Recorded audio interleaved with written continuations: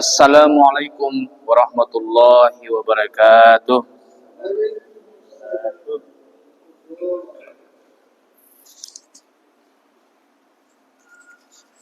Alhamdulillah alladzi 'allama bil qalam 'allamal insana ma lam ya'lam.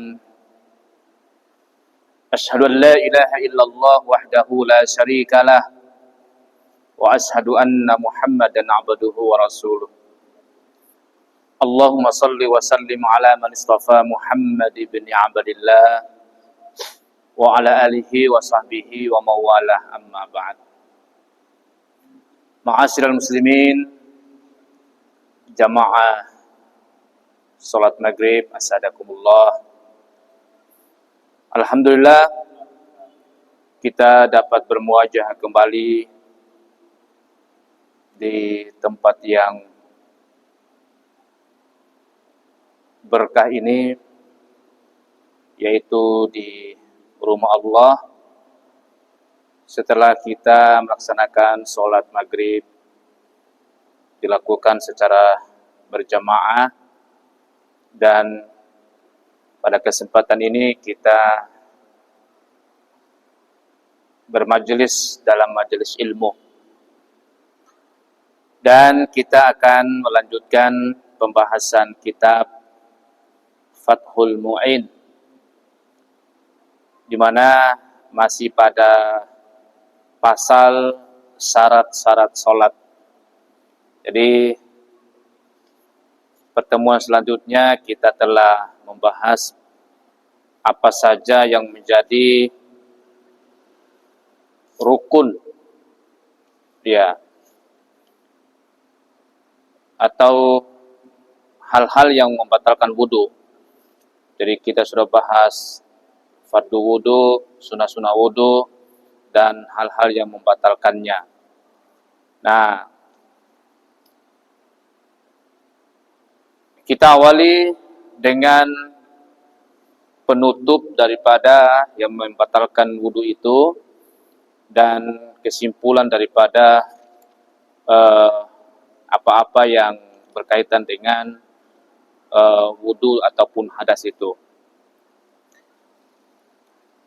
Khatimah, penutup, yahrumu bil hadasi salatun wa tawafun wa sujudun wa hamlu mushafin wa ma kutiba lidarsi Qur'anin walau ba'da ayatin kalauhin. Jadi di sini dikatakan bahwa sebab hadas, jadi kalau masih ada hadas itu, seseorang diharamkan melakukan sholat buisi dalam keadaan kotor, wati sebuah sembia, itu haram untuk sholat. Pertama, watawafun, tidak boleh tawaf. Kemudian wasujudun, sujud tilawah ataupun sujud syukur. Jadi sujud syukur itu harus dalam keadaan suci dulu. Wa hamlu mushafin, juga membawa mushaf. Nanti qiraah harus dalam keadaan suci. Kalau pegang haram. Wa ma kutiba lidarsi Qur'anin. Kemudian yang disediakan untuk belajar, ya, belajar tentunya sini adalah belajar Quran walau ba'da ayatin, walaupun hanya sebagian ayat. Kalauhin, misalnya batu tulis, ya. Jadi ini perlu kita ingat, jangan sampai kita teledor ini kita nganggap biasa-biasa saja. Jadi Al-Quran yang kita pegang itu hati-hati, Pak. Enggak hiparakai pahala malah dosa, karena diharamkan itu. Yahrumu bil hadasi. Jadi diharamkan ketika kita dalam keadaan berhadas, masih hadas, belum bersuci, Pertama, tilo sambia. Kemudian tilo tawaf. Kemudian tidak boleh sujud baik tilawah maupun syukur. Tidak boleh membawa Al-Qur'an, memegang Al-Qur'an, mushafnya. Ya. Wa ma kutiba lidarsi Qur'anin walau ba'da ayatin kalauhin. Itu. Termasuk ya, membawa sesuatu yang bertuliskan Al-Qur'an yang disediakan untuk belajar sekalipun hanya sebagian ayat. Nah, itu. Jadi ini perlu kita kehati-hatian. La yamluhu ma'a mata'in. Tidaklah haram membawa mushaf, ya, wal mushafi ghairu maksudin bil hamli. Maksudnya jika bersamaan barang yang lain di mana mushaf tidak dimaksudkan untuk dibawa. Artinya kebetulan wara gadu kombi gabul kala lain nih. Artinya lain khusus mushaf gitu. Tahu di dos ya.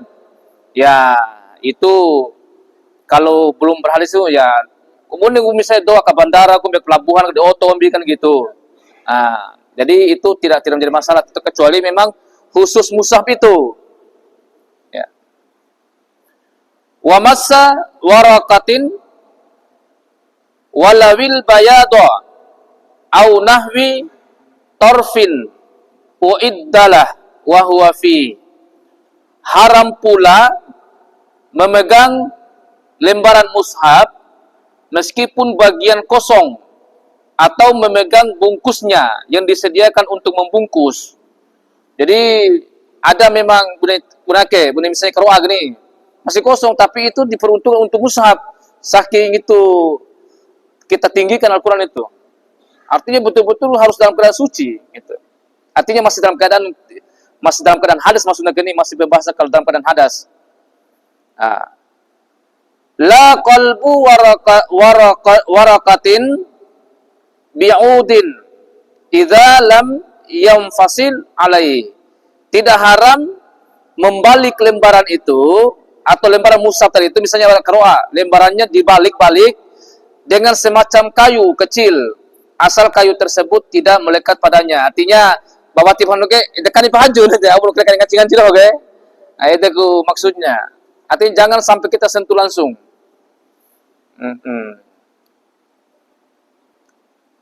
Itu. Kemudian wa yahrumu tamkinu ghairi al-mumayyizi min nahwi mushafin walau ba'da ayatin. Haram juga hukumnya memberi peluang memegang atau membawa mushaf dan sesamanya terhadap anak yang belum tamyiz. Jadi mereka tilua kau nanti rotoi, anak dong kau ya keluarga, anak kau. Jadi nanti makau lagi guma dosa ke. Kan ada tuh tiba-tiba hage watib tamyiz nah. Ini dikatakan wa yahrumu tamkinu ghairi mumayyizi min nahwi mushafin walau ba'da ayatin. Jadi haram hukumnya memberi peluang memegang atau membawa mushaf dan sesamanya terhadap anak yang belum tamyiz sebab khawatir akan menyia-nyiakannya. Nak mabu gombi, nak rempa gombi, nak sipa gombi. Ya, meskipun hanya sebagian ayat. Malam melatoin batin beri patola loh orang. Coba mencari orang yang menyuruhnya. Makanya kalau lagi harus wices nabi ta'awa bainda jauhkanlah jangkau dalam itu ya. Iya kan? Itu. Ini penting ini jangan memang kayak gitu di kertas biasa Pak Ustaz. Iya. Tetapi kalau sudah dituliskan ayat Quran situ, wah sudah menjadi suci Pak. Jadi hati-hati.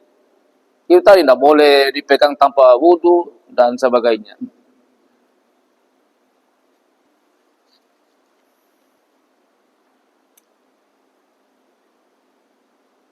Nah,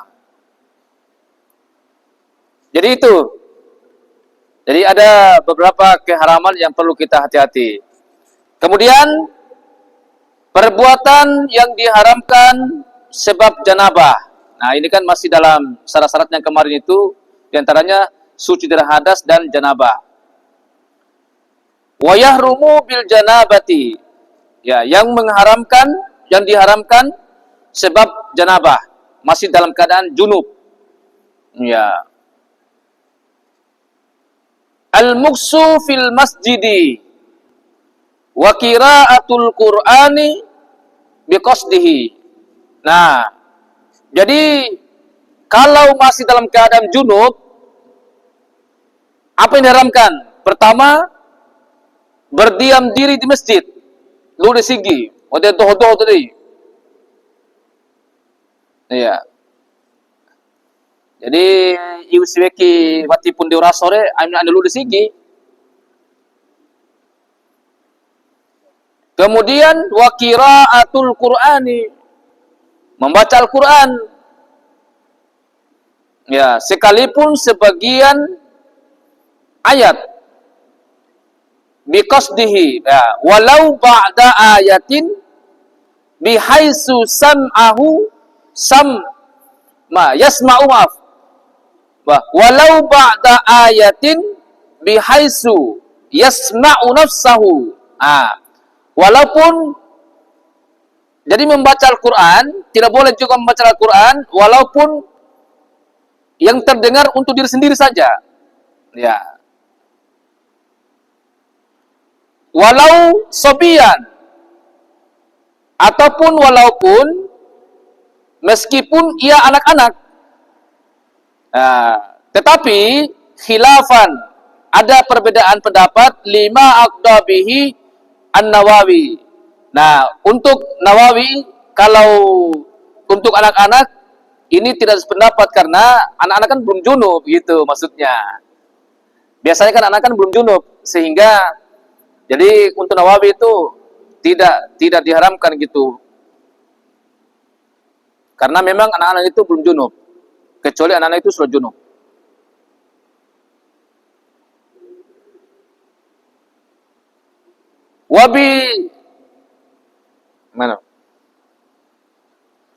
Wabinahwi haidin, juga diharamkan bagi wanita yang sedang haid, menstruasi dan nifas. Ya, jadi memang kalau ya sama pejunub seperti junub nifas lah haid gini. Ya. Jadi ini juga haram untuk berdiam diri di masjid, kemudian membaca Al-Quran dengan memegangnya. La bi khuruji talqin salatun wa qira'atun wa saumun. Juga tidak diperbolehkan atau diharamkan salat, membaca Al-Quran dan puasa bagi wanita yang mengeluarkan darah talqin, ya, yaitu darah yang keluar akibat menahan rasa sakit waktu melahirkan. Nah, darah gudlah itu ini, darah nifas saja. Ya, jadi kalau sementara dalam keadaan nifas itu tidak boleh sholat, tidak boleh baca Al-Quran, dan tidak boleh puasa. Adapun puasa yang tertinggal karena hal ini, wajib dikada. Kalau kebetulan Ramadan, nifas, maka wajib diganti. Sedangkan sholat tidak. Kalau sholat tidak, bagi perempuan ini, yang nifas tadi itu, atas dasar beberapa tindakan. Itu saja yang perbuatan yang diharamkan karena dalam keadaan junub, nifas ataupun haid ini. Nah, selanjutnya kita akan masuk pada tohara kedua, yaitu mandi. Ya, kalau kemarin kan wudu, sekarang mandinya lagi. At-toharatu as-saniyatul guslu huwa lugatan sayalanul ma'i ala say'i wa sar'an sayalanuhu ala jami'il badani bin niyati. Mandi menurut arti bahasa adalah sayalanul ma'i ala say'i ala say'i, ededu mengalirkan air pada sesuatu. Ya. Sementara menurut syar'an, menurut syara' ededu mengalirkan air pada semua badan dengan niat mandi. Edegu mandi junub gini, mandi wajib ini. Ya. Jadi mengalirkan air ke seluruh badan tapi dengan niat mandi. Lainnya nguncupua gitu kan. Karena pada tuh kebetulan bu jiwa niat nah bahwa siapa niat untuk nawaitul ghusla itu di rafa'il hadasil akbari itu. Tidak niat itu maka tidak dianggap. Karena memang semuanya ini bin niyati, harus dengan niatnya. Itu baru dikatakan yang dimaksud dengan mandi di sini. Mandi sebagai taharanya. Wala yajibu fauran. Nah, mandi itu tidak wajib dikerjakan seketika, langsung sekaligus, langsung gonjok roci-roci. Nah, artinya kalau misalnya suami istri sudah ini, ya, setelah itu langsung mandi lagi, enggak. Nanti sementara ini Sabtu masih mau lanjut wali gitu kan, tarik saja. Harus diselangi dengan berwudu. Nah, meskipun wa in asa bisababihi bi khilafi najasin asa bisababihi, meskipun penyebab kewajibannya dikerjakan sebagai durhaka, misalnya berzina gitu kan, karena berzina jadi tidak harus langsung, tapi ya pelan-pelan saja. Lain halnya dengan mensucikan najis yang dikerjakan akibat durhaka. Nah, wal asharu fi kalamil fuqaha'i dammu ainihi lakinnal fathu afsah.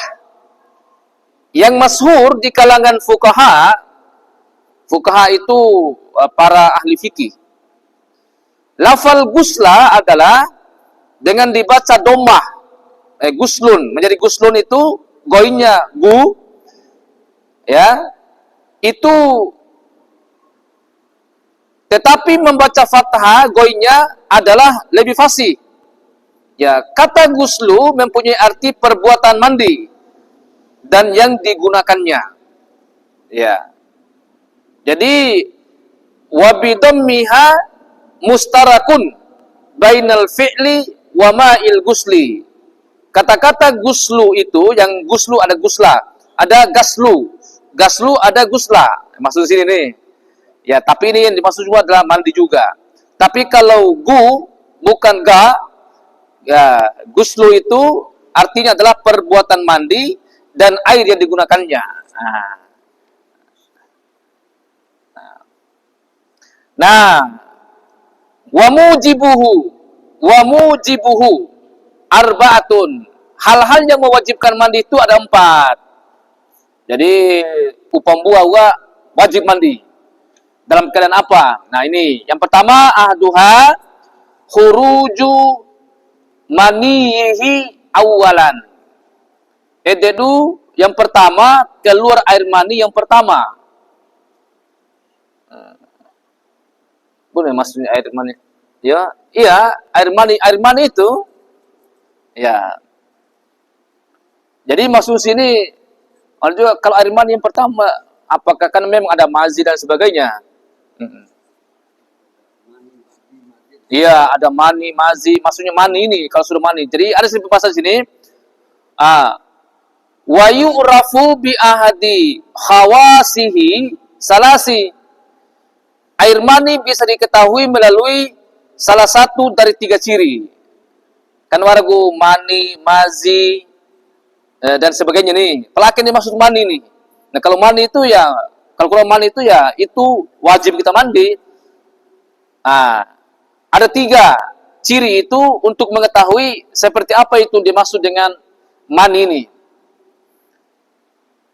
Min talazzujin bi khurujihi au tadaffukin au rihin ajinin rutban wa bayadi baidin jafan, yaitu waktu keluar terasa lezat. Jadi iu kan nih.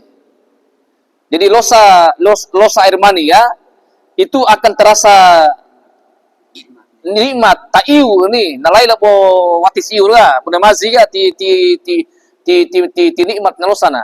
Jadi kalau mani itu keluarnya itu terasa nikmat. Nah, itu ciri-ciri itu bahwa yang keluar itu telah mani. Kemudian keluar dengan tercurap. Ya warna hanu nih, buat kena nari nasiaga punya menyemprot gitu. Ya. Kemudian waktu basah berbau adukan bahan roti. Punya adukan bahan roti, adonan roti ngomong beca nih. Tetapi kalau kering dia berbau seperti putih telur. Bau sira mangona. Seperti bau au purana dolu ge, itu na mangon sira ingin. Nah, kurang dolu mangon. Berarti mani itu. Jadi ada 3 ciri itu kalau untuk mengetahui itu mani. Yang pertama di saat keluarnya itu ada rasa lezat gitu, ada rasa nikmat. Kemudian yang kedua, keluarnya itu lebih kencang dibanding dengan mazi dan sebagainya. Kemudian di saat basah daripada ini, begitu ngilu metaga punya roti, adonan roti, bunga becana. Tapi kalau kering tercium juga baunya seperti putih telur. Nah, kalau itu kita dapatkan iumeta misalnya kita berarti saat tadi keluar mani, itu wajib mandi. Fa'in fukidat hadhil hawasu fala gusla. Bila tidak terdapat tanda-tanda tadi, 3 tadi itu, maka tidak wajib mandi. Berarti kita bukan mandi keluar itu. Ya. Naam, memang lau sakka fi say'in amaniyun huwa au maziyun. Nah, jika seseorang meragukan apakah mani atau mazi, ya, walaupun keluarnya dengan syahwat, sama-sama dengan syahwat, ya, ia boleh memilih menganggap itu adalah mani, lalu mandi. Meskipun yang keluar itu adalah mazi, tapi ada syahwat, ya, dia boleh memilih. Maka mani melosage, konen ngolo, ya, artinya dia mandi, wajib mandi gitu. Atau menganggap itu mazi. Kalau dia anggap kayak itu akikah mazi, lalu mencuci dan berwudu, cukup mencucinya, cukup berwudu. Ti wajibna mandi. Dah. Kalau mau dijelaskan ini ciri-ciri mani deh. Pada tolong buat itu gua. Ya. Walau ra'a maniyan mujaffafan fi nahwi saubihi. Jika seseorang melihat mani kering yang menempel pada pakaiannya, lazimahul guslu, ya, wa i'adatu kulli salatin tayaqqanaha ba'dahu ma lam yahtamil adatan kaunuhu min ghairihi. Maka ia wajib mandi dan mengulangi solatnya yang diyakini dikerjakan setelah keluar mani tersebut, selagi tidak berlaku sesuatu kebiasaan bahwa mani tersebut dari orang lain. Ya. Jadi maksud ini mau sampai nanti ini Ternyata eta di tembe ta. We. Tio-tio beta, yakin ngilum beta, ngolo putih telur. Berarti kita harus mandi dan sholat ulang. Iya. Aneh lagi, mau disampean dapat di rumah. Tidak ada cengnya. Kecuali memang kita tidak tahu gitu. Tapi kalau kita sudah sholat, ternyata kita lihat dan kita yakin, air mani nih. Maka kita harus mandi dan kita harus sholat ulang. Jelas lah? Ya, tidak boleh karena sudah dianggap ya dicucilah. Kemudian yang kedua yang wajib mandi adalah wasaniha dukhulu hasafah. Ededu masuknya kepala zakar. Zakar macam Jakarta. Ya, zakar tahun mone ini saramone neta, saramone celanta. Ya. Masuknya saramone. Ya. Lainan untuk wa los ti perlu los age, yang penting war luna. Ya war campo nih. Ini wajib mandi, Pak. Iyo. Pokoknya nalosa mani kumi nawati kumi pokoknya wo ura sekido nga wajib mandi re.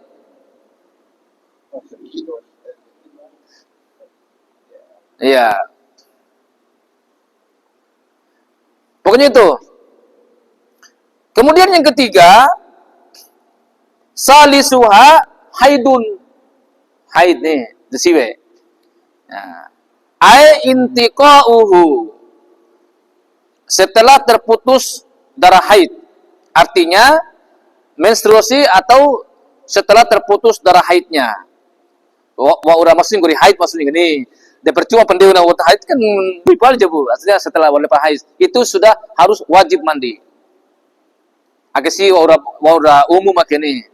Kecuali memang tuh watiwar etika na sambea gitu. Wahua maksudnya tadi itu adalah damun yakhruju min aqsa rahimi almar'ati fi awqatin mahsusatin. Haid itu, maksudnya haid itu adalah darah yang keluar dari pangkal rahim wanita pada hari-hari tertentu. Ya. Kemudian sehingga itu istilah datang bulan.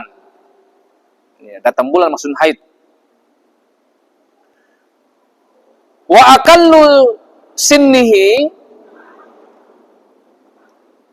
tis'u sinina qamariyah ay istiqmaluha. Usia termuda seorang wanita mengeluarkan darah haid adalah 9 tahun. Untuk ukuran qamariyah atau secara penuh. Iya. Naam.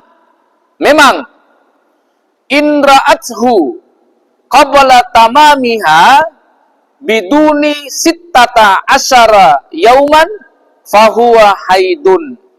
Jika seorang wanita mengeluarkan darah selama berusia 9 tahun kurang 16 hari, maka darah tersebut dinamakan juga dengan haid.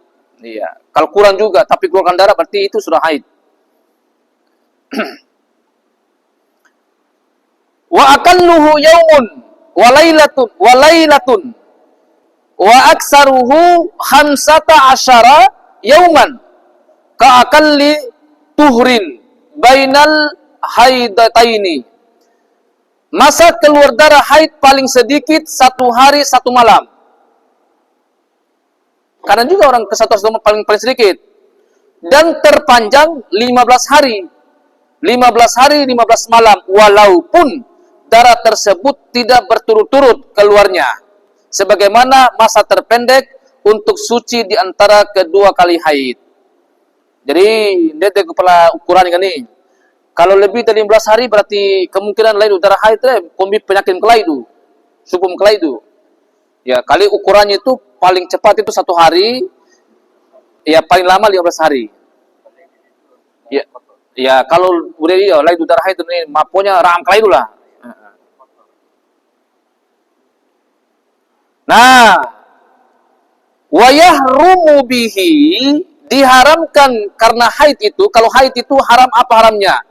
Ma yahrumu bil janabati wa mubasharatu ma baina surratiha wa rukbatiha. Wakila la yahrumu gairul wat'i. Nah, diharamkan sebab haid itu semua yang diharamkan sebab janabah.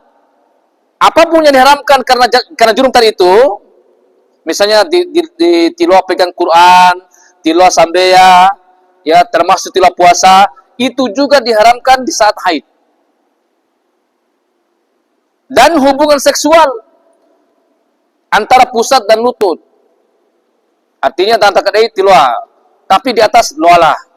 Apalagi kalau laki-laki kan dawal kan ya bisa nih bagian atas kombe. Iya, artinya tapi tampur sini bagian sekitar wilayah ini tidak boleh disentuh oleh laki-laki juga karena kotor. Iya, ini katakan sini pusat sampai lutut. Nih, antara pusat sampai lutut. Ayo pokoknya anda dulu ini. Ya, ada ceci orang. TC loa TC. Tahu mana? Tahu kan tuh loa ya. Selain sekitar ini negeri. Jangan diganggu itu. Haram. Ya, haram itu. Jadi ingin aja pun nih. Ya.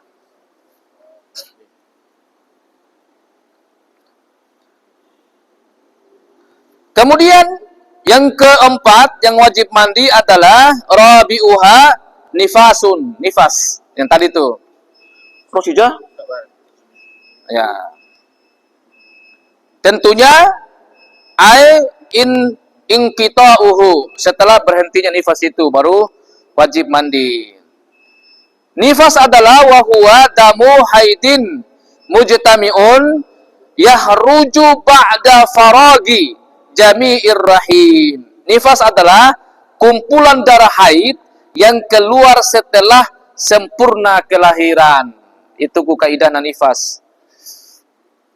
Wa aqalluhu lahzatun, maaf.